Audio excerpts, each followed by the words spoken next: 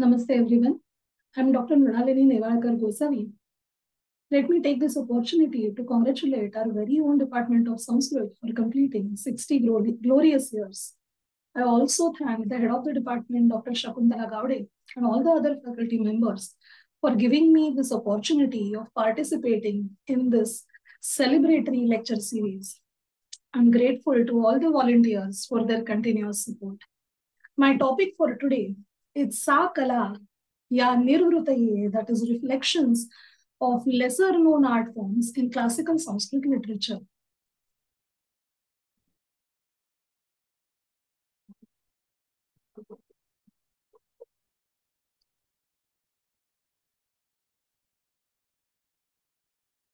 We always talk about 14 Vidyas and 64 Kala, 14 Vidya, 64 Kala, which happens to be one of the most important ideas in the ancient Indian knowledge systems.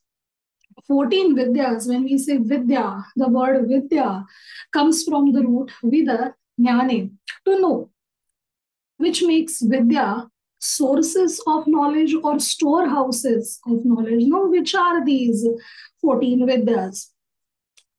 Indian knowledge systems or Indian tradition has always given multitude of opinions, multitude of answers for each of the questions. Similarly, when we say which are 14 Vidyas, we also have multitude of answers. One of the most common words about which are these Vidyas is as follows. Angani Vedash Chatvaro Mimamsa Nyaya Vistarah Dharmashastram Puranani Vidyash Chaitash Chaturdasharam. So 6 Vedangas and 4 Vedas. Purva Mimamsa as well as Uttara Mimamsa, so combined Purvottara Mimamsa. Nyaya Darshana, Dharma Shastra. When we say Purana, it is never by itself. So Setihasa Purana, that is Ramayana, Mahabharata, Puranas as well as Upapurana texts. This is one of the opinions. Another opinion states, optionally, 4 Vedas, 6 Vedangas, which makes 10, and 4 Upavedas associated with each of the Vedas. They together constitute the 14 Vidyas. But we also have at times references to 18 or even 25 Vidyas in all. Talking about Kala, the word Kala, which happens to be our topic for today, if we look at the word Kala and try to understand its etymology or its meaning, the grammatically accurate formation would be Kala, that is the root Kala, plus the pratyaya Kach, plus the feminine pratyaya Tap.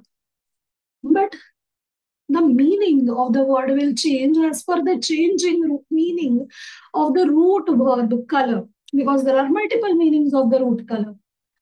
The most common one that we use is Kala Shabde. Shabde, to make sound, to make noise, are seen in the word Kalahamsa because they are constantly making sounds, very melodious sound at that.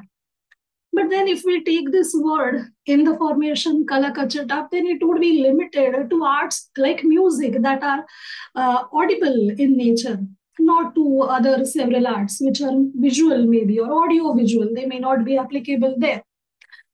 Another possibility is the root Kala Dharane, to hold, to learn, or to keep on holding to something. So that would make Kala something worth learning and something worth holding in your memory, that is worth remembering, which makes very much sense.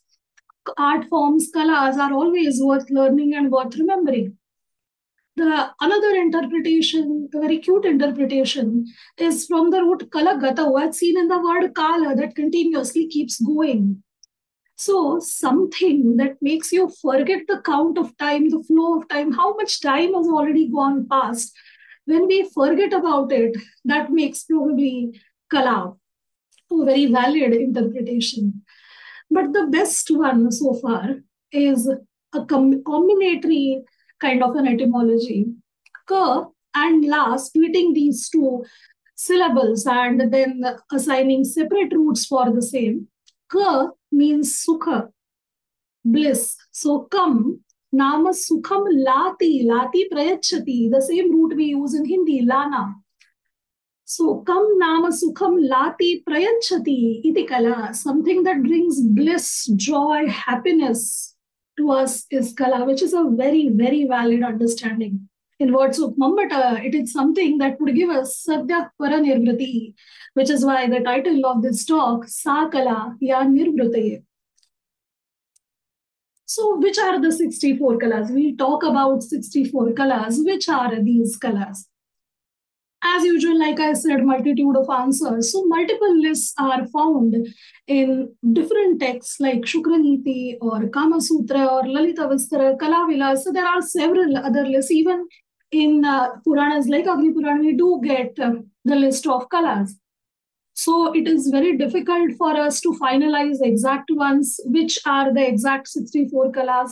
Sometimes in these lists, some names are overlapping, some names are completely different, or for the same kala, two different names may be given.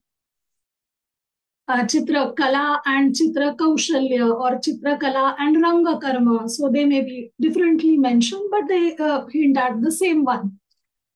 So out of these 64, there are several kalas which are the most famous and the most common ones, like music, dance, playing different musical instruments. Most of the lists have distinguished between types of musical instruments and given different names to them. So playing percussion instruments is different and playing other instruments may be different. Then painting or sculpture, these are some of the most common forms of kala, which are famous ones as well. But there are so many more art forms that are rarely recognized, let alone be respected. Artists which are well versed in those forms, who actually have a very good hold on their art, are also not given their due respect, due credit as artists. So today, we will take this opportunity, this chance to discuss some of the lesser known art forms as they are reflected in classical Sanskrit literature. Now, let me be very frank here that I am not going to include all the unknown or lesser known kalas here, or even when they are very well reflected in other art forms. In classical Sanskrit literature, I will be hinting at only few of them, which I have found very interesting ones. There are two points of views that I will be employing here. One is where the description is adding to the beauty, Saundarya Nirmiti of the whole plot or the whole composition. And another is where the use of kala is made to take the discussion further, take the storyline further. So it is helping in the flow of narrative. That is what I will primarily be focusing on. So let's start with the sweetest one, Pushpastarana. Pushpa, Astarana. Pushpa is flowers. Astarana is bedding or seat where you can rest. So Pushpastarana refers to making beds or resting seats for people with flowers, leaves, combining them together, making them beautiful or making them comfortable for the user of this. Now, why would you make Pushpastarana? Easiest, obvious answer would be for enjoying sport. When you want to have Pranaya Krida with your partner, the hero and the heroine, the Nayaka and the Nayika, that is one of the most common situations. Even today, we have Pushpastarana on wedding nights, which happens to be a very enjoyable part to make those decorations, or as part of decorations for a festival. When we are celebrating festivals like, for example, Madana Mahotsava, which is for enjoyment, which is for beauty, which is for delicateness, sweetness. So, as part of decorations, the resting seats or bedding may be decorated with beautiful floral garlands. It may not always be garlands, it may be loose decoration as well. Or the most common thing that we see in classical literature is as Shitopachara for Nayaka or Nayika. Now, this Shitopachara may be required in two situations. When the Nayaka or Nayika is either Pranaya Santapta or Viraha Santapta. Pranaya Santapta, why have I made this distinction? Pranaya Santapta is when the Nayaka and Nayika are in love with each other, but probably have not confessed their love or are not together yet. And Viraha Santapta is when they have confessed their love and are separated because of some reason. So in either of these situations, both Nayaka and Naika may require the Pushpastarana as a Shitopachara. Now, I can think of two beautiful examples. One is from our very famous, very loved Kadambari. Kadambari, in Kadambari, this passage that I have picked up is the Pushpastarana, the Shitopachara Pushpastarana prepared by Kapinjala for Pundarika, his friend, who has fallen in love with Mahashweta, has not united with her, has not confessed to her directly, but is already feeling restless and anxious.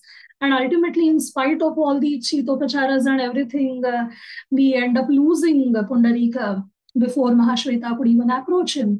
But see the beautiful Pushpastarana he has prepared for his beloved friend, Kapinjala has prepared for his beloved friend.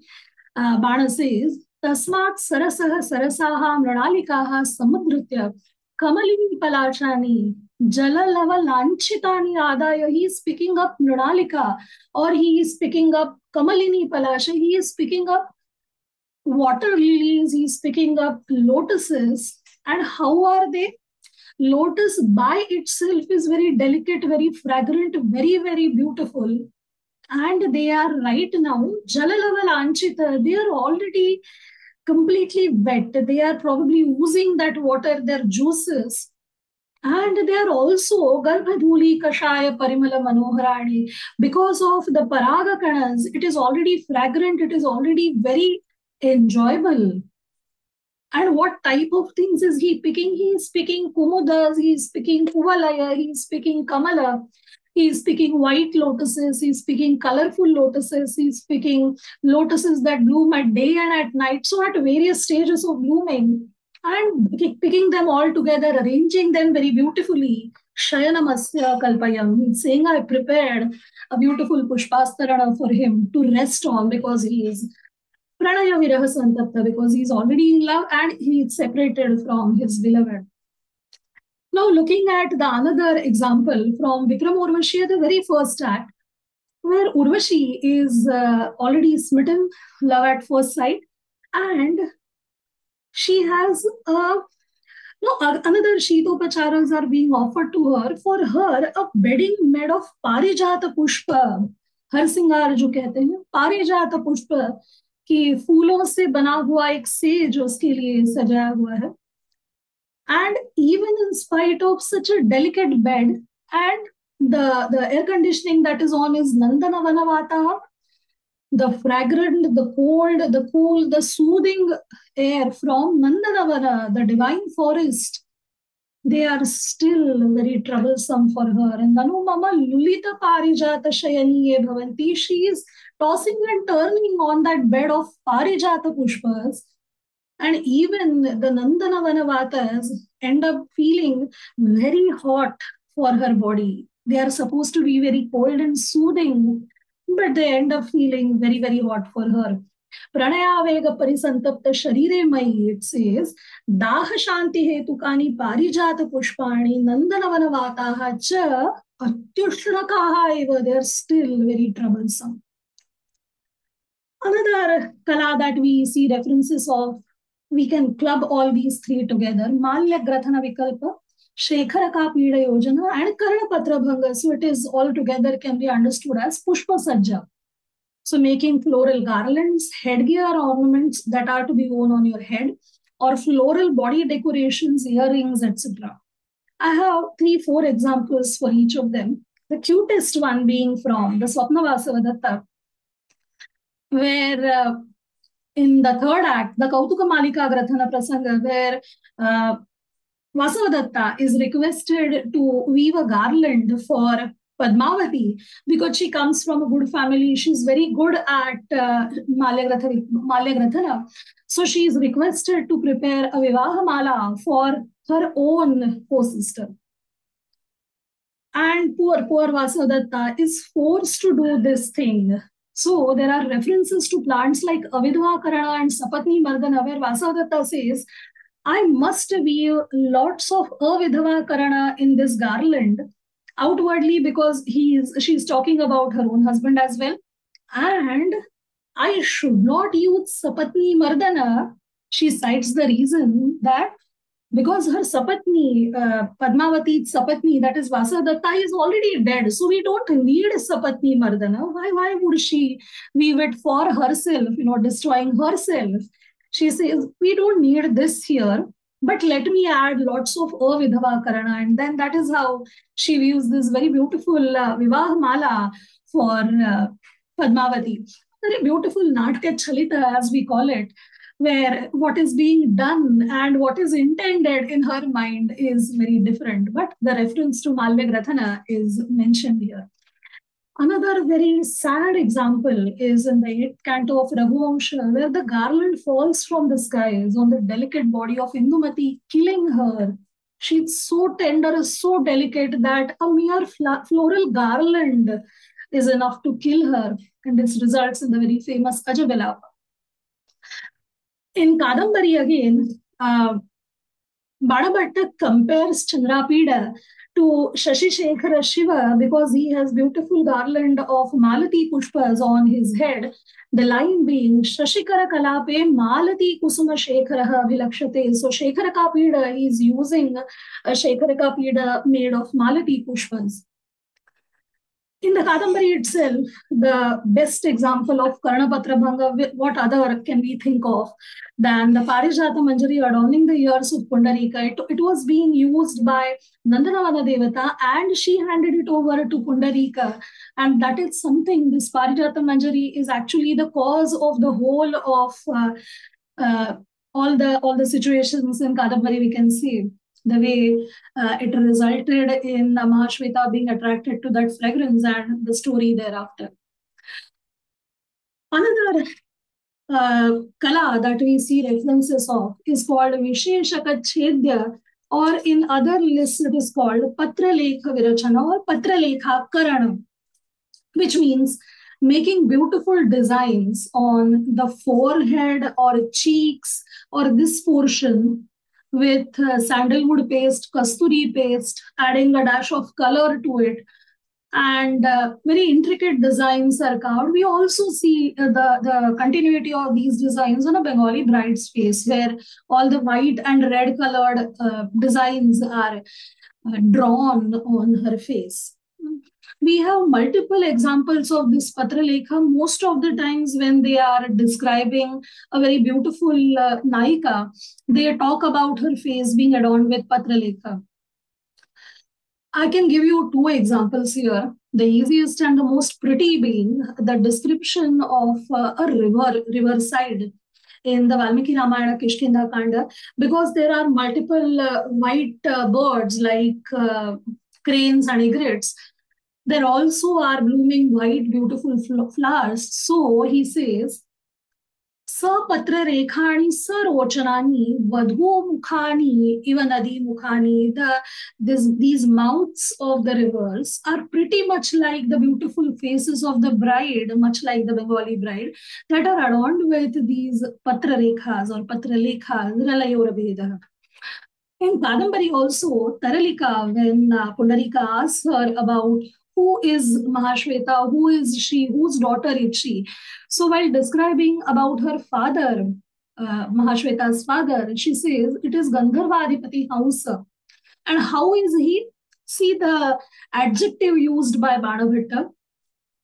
Pranaya Prasupta Kamini Kapola Patralata Lanchita Bhujataru Shikharasya Hamsasya. Because after enjoying sport, after Pranaya Krida, his mates, his Kaminis, his wives are extremely tired and sleepy, and they place their heads, this portion, their cheeks and their heads, on the Bhujataru Shikhara, the shoulders of this Hamsa, because of which, because they are slightly sweaty with all the Pranaya Krida, the Patralata, the Patralekha, gets transferred onto the shoulder of Hamsa. That is the description Taralika gives for Kadambari, highlighting how common this Patrarekha Virachana or Visheshaka Chedya must have been, because from the Vadhus to the Kaminis of Gandharvadipati, that is all the Apsaras and Gandharva wives, are also using this Vishesha Kachedya or Patralekha Virachana. Another very obvious is the Bhushana Yojana, decorating the Nayaka or Nayika with appropriate alankaras, suitable for the situation, for that occasion, also for their status. Now, one of the most beautiful example I could think of for Bhushana Yojana is from the fourth act of Shakuntala. Shakuntala is to be sent to her husband's house, and they were Anasuya and Priyambada, the two best friends of Shakuntala, were actually going to dress her up in her normal clothing, but the Vanadevatas, forest goddesses, trees and forest goddesses, give several clothes and ornaments suitable for a royal bride to Shakuntala. And Anasuya and Priyambada are now dressing her up using those things. The first line they say shows how much they adore and love Shakuntala. They say, Anupayukta Bhushanayon Janaha. You are already so beautiful, you are already so delicate that these fancy ornaments, these beautiful pieces of clothing are also actually not required for you. We don't even know probably how to put it on a real person. They are all forest girls. They have not actually used these kind of silken dresses or gold ornaments. They are simple people wearing floral garments and floral ornaments and simple garments. So they say, but we do know how to put it on you, because chitra karma parichayena ange shute abharana vinyogam kurmaha. We will be able to deck you up with these things because we are well versed in chitra karma parichaya. We have chitra karma parichaya. Chitra karma is painting. So when you are painting somebody, you know where to paint which ornament. So we know these ornaments not in reality but from the paintings, and we can very well decorate you using these very ornaments. So this also notes how arts like painting were taught to even the forest maidens, like these three friends. It's not just for the city people but also for ashrama kanyakas like Anasuya, Priyambada or Shakuntala.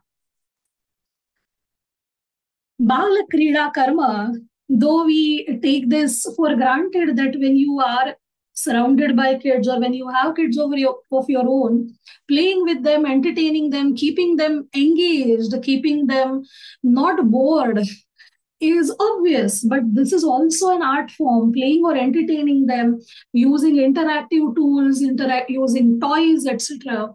And we see reflections of these. The best use of Balakrida Karma is in the seventh act of Abhijnana Shakuntala, where baby Sarvadamana toddler is engaging in an aggressive play with the lion cub, forcing it to open its mouth. And Dantanste Ganeshami is what he says. The tapaswinis who are keeping him engaged, playing with him, try to offer him a clay peacock to distract him from this dangerous sport because they are worried for his safety. And ultimately, their statement, Shakuntala Avanyam Prekshasva, takes the story further, and very unknowingly, indirectly so, the scene culminates in the reunion of father and son, Dushanta realizing that Sarvadamana is his own child. But the best use, like adding this twist in the tale, is in the sixth act of Mrichakatika. Mrichakatika, in this act of Pravana Viparyaya, Radhanika, the servant or the caretaker of Rohasena in Charudatta's house, is trying to amuse Rohasena with a clay cart. The name of the play is also Mrichakatika. But he is adamant. He had seen a golden cart with his playmate, and his friend won't lend him his golden cart. So he wants a golden cart of his own. And Vasanta Sena, being the sweetest girl she is and very fond of Rohasena already, she hands over all her gold ornaments to him, placing them in the clay cart and asking him to craft a golden cart for himself out of those very ornaments. And the way this whole story is unfolding in the later acts, where the very same ornaments serve as a proof confirming Charudatta as the killer of Vasantasena, because they also find the reason for killing. That stealing these ornaments must have been the reason for Charudatta to kill Vasantasena. And see, this is so unobvious that when Rohasena wants a golden chariot and Vasantasena has that much resources to offer that much gold to him, it is very obvious. It is very normal for Rohasena to ask for a golden cart because he is a toddler, he is smitten with the golden chariot. And probably when Charudatta used to be rich, he might have played with the golden chariot, so he wants that now. Vasantasena, being very affectionate towards Rohasena, hands it over and it ends up somewhere else as other than what she had on her mind. So Balakrida Karma is also one of the art forms very subtly used in classical Sanskrit literature. Another interesting one is Sampathyam. Listening to a stanza or hymn once, twice, thrice, depending upon the expertise level, and reiterating it verbatim, like we call Ekapathi, Dvipathi, Tripathi. And in the story of Kalidasa's intelligence in King Bhoja's royal court, we have multiple stories about Kalidasa, most of them being just imaginative stories, creative stories. So what happens is King Bhoja has set up a vow, and where he's saying a person who is able to present a fresh stanza, newly created stanza in the court will be awarded with a lakh of rupees.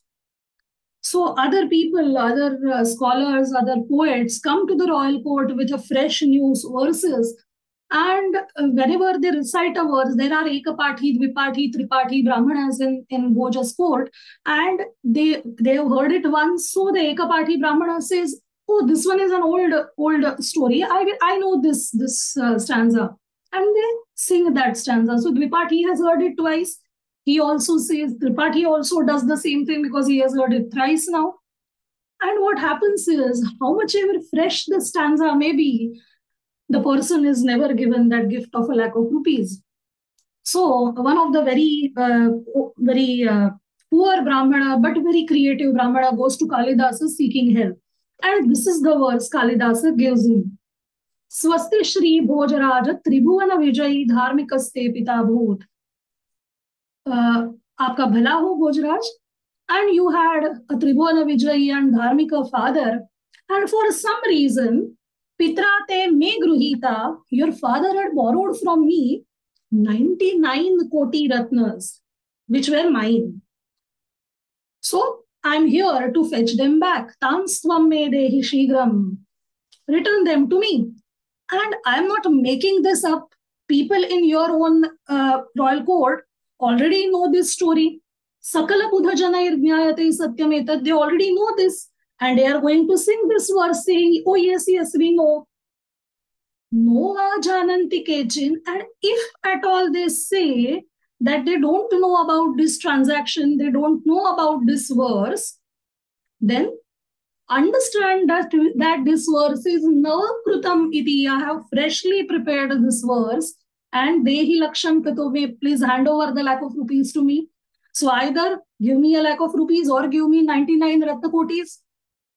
Either way, Bhoja has to give him that gift. So that shows the story of Kalidas. Bhoja obviously understands that this must be Kalidasa's intelligence and ends up giving a lakh of rupees to him. So the use of Sampathya here is very, very beautiful. We have many other such art forms, like for example, Prahelika and Samasya Purti. Even today, we have so many examples of Prahelikas and Samasya Purti in classical literature or in stray verses in Subhashita Ratna Bhandagara, etc., that it is almost impossible to cite all of them here. Even today, we have this ongoing tradition of Samasya Purti or Prahelika, or one of them I have, I think, mentioned in the next one. Yes, I have mentioned. Manasi Kavya Kala, that is Shigra Kavitva. A concept may be given, a line may be given, and you are supposed to compose a piece of poem very quickly. What other art forms, coming from the classical literature to the idea of the 64 colors, what other art forms, what type of art forms do we have here? Another is Mlechita Kala Vikalpa or Desha Bhasha Vijnana, two different names in two different lists. So knowledge of foreign languages or foreign dialects, which happens to be a very good, very respected source of livelihood even today. So this has some hold in the society. Or Vastra Gopana. I have knowingly mixed them all together. Vastra Gopana is fixing tears and holes in clothing, Rafugari, that we call today. It is not at all understood as an art form or not respected at all. Manasi Kavya Kriya, Shighra Kavitva, I already talked about. Hasta Laghava is swiftness and trick of hands. Much like magic, the various tricks with playing cards or tricks with other things that the magicians do, Hasta Laghava is an art form. Or Maniraga Jnana, gemology, which is still in vogue. Now we understand it less of an art and more of a science. There are so many instruments, so many methods that are already in place for Maniraga Jnana. Or Akara Jnana. Akara is anything that is mind. So knowledge of mind ores or metals, especially precious metals like gold or silver, that is still worldwide very much respected even today. Or super karma or paka kala, cooking, all other island activities, maybe baking, maybe decorating the food very beautifully, all of that clubbed together, obviously related to our everyday life, a basic necessity for everyday life. So we do have this still in vogue. Panakarasa Ragasava Yojana. Panakarasa, mixing of drinks of different types. So preparing cocktails, mocktails, and other beverages. We still have the sciences of mixology and bartending. Mixologists and bartenders are very much valued. They may not be highly respected in a society, as if somebody is a bartender, he enjoys a place of importance in society. That may not be there, but they do enjoy a good income. Takshana or intricate carving on various surfaces. It can be something as obvious as wood and stone or something like chalks. We also have people making intricate carvings on chalks or pencils, lead pencils. So this is also their practice today. Utsadana, that is massaging, different types of massages with oils or with other fragrant things. Vriksha Ayurveda Yoga, creating gardens or forests of medicinal plants, ornamental plants, or preparing medicines with the same. All of this can be clubbed under Vriksha Ayurveda Yoga. Rupa Parivartana or Ranga Karma, that is makeovers. Rupa Parivartana, when you are changing somebody's form. So, makeover with the use of makeups and drapery is also obviously done today, though not respected. Shukasarika Pralapana or Prani Pralapana in general. So, what we call today as animal whisperers or bird whisperers, this can be understood knowing their language, the way they articulate the sounds, and corresponding with them, communicating with them. So, there are, if we look at the current situation for this, there are so many art forms, so many more which I haven't even talked about. Some of them, like gemology, cooking, dance music, they are still in practice, they are very much respected, but most other art forms are rather neglected. Classical literature has used various art forms to create poetic beauty or to add a twist or a pace or flow to the storyline. And being the teacher that I have been, I can also give you this as a suggestion for a topic for study. The classical Sanskrit literature can very well be studied from this perspective as well. That is, their reflections of various art forms or sciences as we see in different arts. Which brings me to the end of this session. I thank the head of the department and the other faculty members, as well as the non-teaching staff, all the volunteers who are working continuously for making this lecture series a success. Namo Namaha.